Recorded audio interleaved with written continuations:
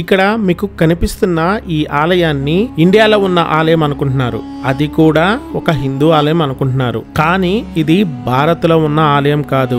ఈ ఆలయము ఇరాక్ లోని లాలిష్ గ్రామంలో ఉన్న ఒక పవిత్ర స్థలము. అవును, మీరు విన్నది నిజమే. ఈ గుడి ఇరాక్ లోనే ఉంది. అదేంటి, ఇరాక్ లో అందరూ ముస్లిమ్స్ ఉంటారు కదా, మరి వీళ్ళు ఎక్కడి నుంచి వచ్చారు అని అనుకుంటున్నారు కదా.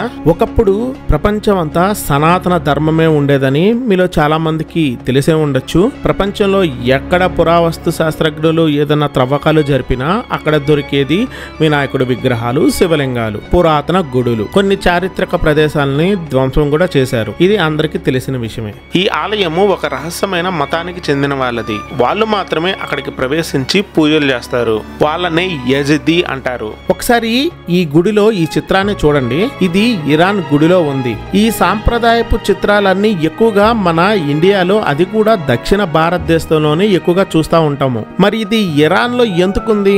ఈ యజిదీలు ఎవరు, అసలు వాళ్ళ కథేంటి? ఇప్పుడు కొన్ని మీకు ఆశ్చర్యకరమైన విషయాలు చెప్తాను, జాగ్రత్తగా వినండి. అసలు ఈ యజిదీ అంటే ఎవరు, ఎక్కడి నుంచి వచ్చారు, అసలుకి ఈ యజిదీ అంటే ఏంటి, ఇప్పుడు మనం తెలుసుకుందాం. ఈ యజిదీలు సుమారు 5000 సంవత్సరాల క్రితం ఈ ప్రదేశానికి వలస వచ్చారని చెప్తారు. యజిదీ అనే పదానికి అర్థం ఏంటంటే, యజిదీ అంటే యా సిద్ధి, యా సిద్ధి, యా అంటే దక్షిణం, సిద్ధి అంటే జ్ఞానము. సో యజిదీ అనే పదము యా సిద్ధి నుంచి వచ్చింది. ఇంకొంచెం క్లారిటీగా మీకు అర్థమవ్వాలంటే, టర్కీలో ఆది యమన్ అనే ఒక ప్రాంతం ఉంది. ఈ యజిదీలు ఈ ప్రదేశాన్నే మొదటిగా ప్రవేశించిన ప్రాంతము. ఆది యమన్ అంటే, ఆది అంటే ప్రాచీనమైన, పురాతనమైన, మొదటి, ఈ అర్థాలు వస్తాయి. అలాగే యా అంటే దక్షిణ అని ఇందాక చెప్పుకున్నాము. మన్ అంటే మనుషులు, మ్యాన్ మనుషులు అంటే ప్రాచీన దక్షిణ వ్యక్తులు, దక్షిణ వాసులు, ఈ అర్థాలు వస్తాయి. సో ఇప్పుడు మీకు అంతా అర్థమైంది అనుకుంటాను. యజిదీ అంటే, ఆది యమన్ అంటే. ఈ యా సిద్ధి అనే పదాన్నే కాలక్రమేణా యజిదీ అని పిలవటం మొదలుపెట్టారు. యజిదీలు ప్రపంచంలోనే అత్యంత పురాతన రహస్య మతాలలో ఒకటి.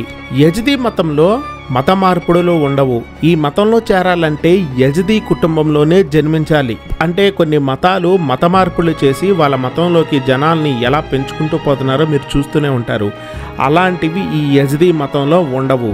వాళ్ళ రక్తంతో జన్మించిన వాళ్లే వాళ్ళ మతానికి చెందుతారు. ప్రెజెంట్ వీళ్ళ జనాభా 2 లక్షల నుంచి 10 లక్షల మధ్యలో ఉంటుందని ఒక అంచనా ఉంది. వీళ్ళ నాయకుడు కుర్తో హజ్జీ ఇస్మాయిల్, వీళ్ళ మత నాయకుడు. ఈయన్ని బాబా షేక్ అని పిలుస్తారు. సో ఈయన మాటల్లో ఈ యజిదీ మతం వాళ్ళు పూర్వంలో దక్షిణ భారతదేశం నుంచి కుర్దిస్తాన్కు వలస వచ్చారు.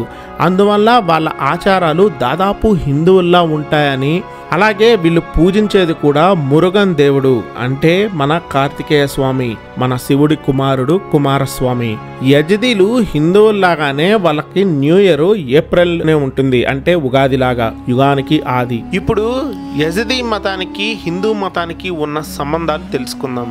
మీరు ఇంతకు ముందులో గుడిలో ఓ చిత్రాన్ని చూసే ఉంటారు కదా, ఒక అమ్మాయి కుంది వెలిగిస్తుంది. అది ఓన్లీ హిందూ టెంపుల్లోనే, అది కూడా మన సౌత్ ఇండియాలోనే ఎక్కువగా కనిపిస్తుంది. పైగా అక్కడ చూస్తున్న ఆ అమ్మాయి బొమ్మ చీర కట్టుతో ఉంది. యజిదీలు కూడా సనాతన ధర్మంలోనే ఒక భాగము. యజిదీలు సనాతన ధర్మంలో అనుబంధం కలిగిన హిందూ మతము, బౌద్ధ మతము, సిక్కు మతము, జైన మతం లాగా. యజిదీలు సుమారు 5000 సంవత్సరాల క్రితము దక్షిణ భారతదేశం నుంచి కుర్దిస్తాన్ కు వలస వెళ్లారు. ఈ యజిదీలు కూడా సప్త ఋషులను పూజిస్తారు, కానీ వాళ్ళు 7 ఏంజల్స్ అని పిలుస్తారు ఆ సప్త ఋషుల్ని. ఈ 7 దేవదూతలకు నాయకుడు మెలక్టోస్, వారి ప్రధాన దేవదూత. ఈ మెలక్టోస్ అంటే ఒక నెమలి రూపము. ఈ మెలక్టోస్ నే ఇస్లాంలో మీకాయిల్ అని పిలుస్తారు. ఈ మీకాయిల్ అనేది ఇస్లాం దేవదూత. ఈ ప్రొనౌన్సియేషన్ మట్టుకే కొంచెం డిఫరెంట్ గా ఉండిద్ది. సో ఇక్కడ మెలక్టోస్, మికాయిల్ 2 సేమ్. సో ఈ ఇస్లాం గురించి మనం తర్వాత మాట్లాడుకుందాం. వీళ్ళు నెమల్ని పూజిస్తున్నారు కదా. సో ఇస్లాం అయినా సరే, ఈ యజిదీలు అయినా సరే, అసలు నెమలలు ఆ ప్రాంతానికి చెందినవి కాదు, ఆ ప్రాంతంలో ఉండవు. అయినా మరి నెమలని దేవదూత అని ఎందుకు పిలుస్తున్నారు? ఓకేనా, మీరు ఇక్కడ అర్థం చేసుకోండి. బేసిక్ గా ఈ యజదీలు నెమల్ని దేవుడుగా ఆరాధిస్తారు. నెమలి అంటే ఏంటి? కుమారస్వామి వాహనం. ఇప్పుడు సుబ్రహ్మణ్య స్వామి పరమశివుని కుమారుడు. ఆ సుబ్రహ్మణ్య స్వామి దేవతల సైన్యానికి అధిపతి. ఆయన వాహనమే నెమలి కదా. సో ఇక్కడ మెలాక్టస్కి వస్తే, ఆ మెలాక్టస్ అనేది భగవంతుడి సృష్టి. ఇక్కడ భగవంతుడు అంటే ఎవరు? ఆ మహాశివుడు. భగవంతుడు సృష్టి అంటే ఏంటి? భగవంతుడు చేశాడు. భగవంతుడు కుమారుడైన కుమారస్వామిని మరియు కుమారస్వామి వాహనాన్ని ఈ యజదీలు పూజిస్తున్నారు. సో ఈ యజదీలు పూజించేది కుమారస్వామిని. ఇక్కడ ఈయన వాళ్ళ మత గురువు ఇక్కడ కూర్చున్నాడు, ఎదురు కుమారస్వామి విగ్రహం ఉంది, పూజలు చేస్తున్నారు. మీరు గమనించండి హిందూ పద్ధతిలో. ఇప్పుడు హిందూ మతంలోని సంప్రదాయాలు యజదీ మతంలోని సంప్రదాయాల మధ్య పోలికలు తెలుసుకుందాం. సో ఇద్దరి దేవాలయ నిర్మాణ శైలి ఒకటే ఉంటుంది.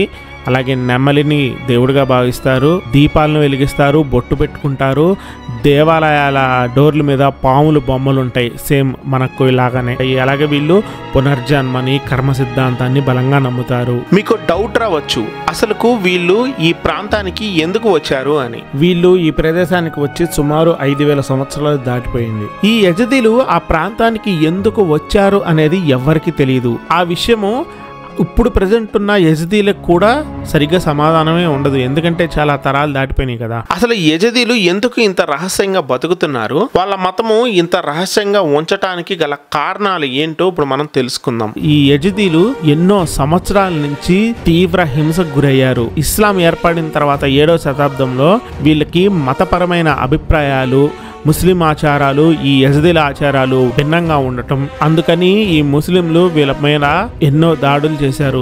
72 సార్లు వీళ్ళ జాతి విధ్వంసానికి గురైంది. ఈ ఇస్లాం ప్రారంభమైన కాడి నుంచి ఐసిస్ దాడి వరకు ఈ యజదీల వంశాలు ఎన్నో నాశనం అయ్యాయి. ఈ యజదీలు ఎంతో హింసకు గురయ్యారు. అప్పట్లో మంగోలుల కాడి నుంచి మొన్నటి ఐసిస్ తీవ్రవాద సంస్థ చేసిన దాడుల వరకు వేలాది మంది యజదీలు మరణించారు. ఇంకప్పుడు ఈ యజదీల మత గురువు ఉన్నాడు కదా షేక్ బాబా. సో ఆయన ఏం ప్లాన్ వేశాడంటే వీళ్ళ మతాన్ని ఇస్లాము మరియు సూఫీయిజంలో మిక్స్ చేసేసాడు. ఎందుకంటే వాళ్ళ నుంచి మళ్ళీ దాడులు ఎదుర్కొనలేక వాళ్ళ మతంలోనే వీళ్ళని మిక్స్ చేశారు. కానీ వీళ్ళ మతంలో ఉండే వాళ్ళందరికీ ఒక కండిషన్ పెట్టాడు. ఆ కండిషన్స్ ఏంటంటే వీళ్ళ మతాన్ని రహస్యంగా ఉంచాలి, వీళ్ళ మత ఆచారాలను వేరే మతం వాళ్ళతో పంచుకోకూడదు, అలాగే వేరే మతం వాళ్ళని వీళ్ళు పెళ్లి చేసుకోకూడదు. ఇలాంటి కండిషన్స్ పెట్టారు. అవే వీళ్ళు పాటిస్తున్నారు ఇప్పటికీ. 2014లో ఈ ఇస్లామిక్ సంస్థ ఐసిస్ వీరిపై జరిపిన మారణ హోమంలో వేలాది మంది చనిపోయారు. సుమారు వీళ్ళు 5000 మందిని చంపేశారు. అలాగే 3000 మంది ఇంకా అదృశ్యమయ్యారు. లక్షలాది మంది శరణార్థులుగా మారారు. ఈ యజదీ మహిళల్ని బలవంతంగా తీసుకెళ్లి వాళ్ళతో లైంగిక పనులు, వ్యభిచారులుగా మార్చేశారు. వేలాది మంది సింజర్ పర్వతానికి పారిపోయారు. అక్కడ వాళ్ళకి తినడానికి తిండి లేక, తాగడానికి నీళ్లు లేక అనేక మంది మరణించారు.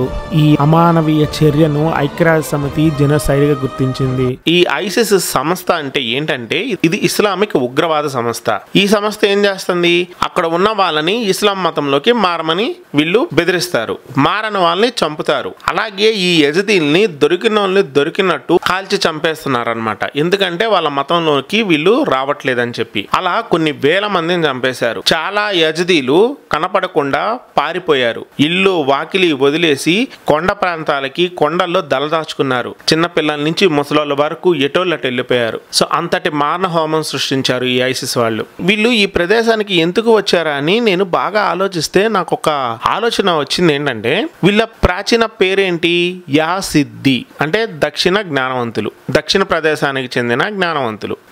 అర్థమే కదా వచ్చేది. అంటే జ్ఞానం ఉన్న వాళ్ళు జ్ఞానం లేని వాళ్ళకి జ్ఞానం పంచాలి.